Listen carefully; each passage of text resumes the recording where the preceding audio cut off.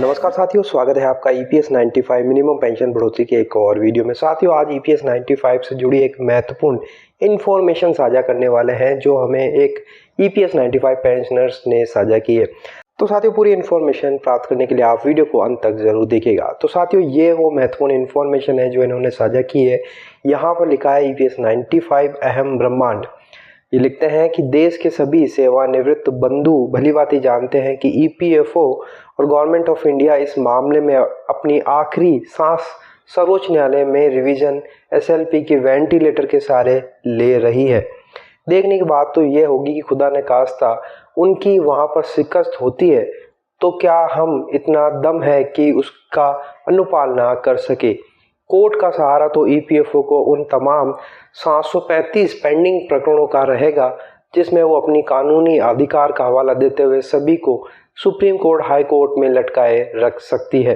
कितनी बार pensioners court जाएंगे, कितनी बार सड़कों पर उतरेंगे, एक दिन थक हार कर सभी हार जाएंगे, बहुत से महाप्राण कर जाएंगे।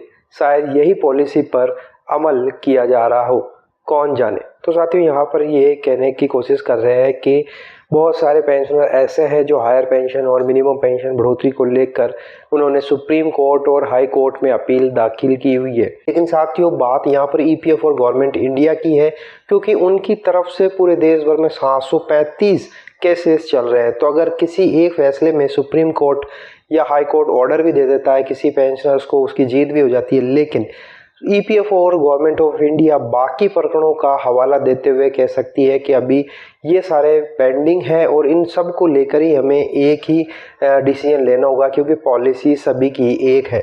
तो कुछ भी हो जाए, 735 प्रकरण है पूरे देश भर में, तो वो चलते चलते आखिरी तक कुछ भी नहीं होगा और ये केस ऐसे चलते रहेंगे। और अगर पेंशनर जीत भी जाए किसी एक मामले में तो भी कुछ होने वाला नहीं है। आगे लिखते हैं कि हमारी अनेक मजबूरियों में से सबसे बड़ी मजबूरी सभी में एकता न होने की भी है। सामने वाले के लिए तो और क्या चाहिए, उसकी पांचों उंगली घी में है और सर कढ़ाई में। अब आप ही बताओ कि इस जन्म में आपकी मांग किस प्रकार पूरी हो सकती है। समस्या तो बहुत है पर इसके समाधान की राह कोई बताता नहीं। सभी की सोच अभी ये देखने को मिल रही है कि सब्र का फल मीठा होता है। अच्छा सोचो, अच्छा ही होगा। Think positive. अगर यही आम रास्ता बचा है तो कोई क्या कहे।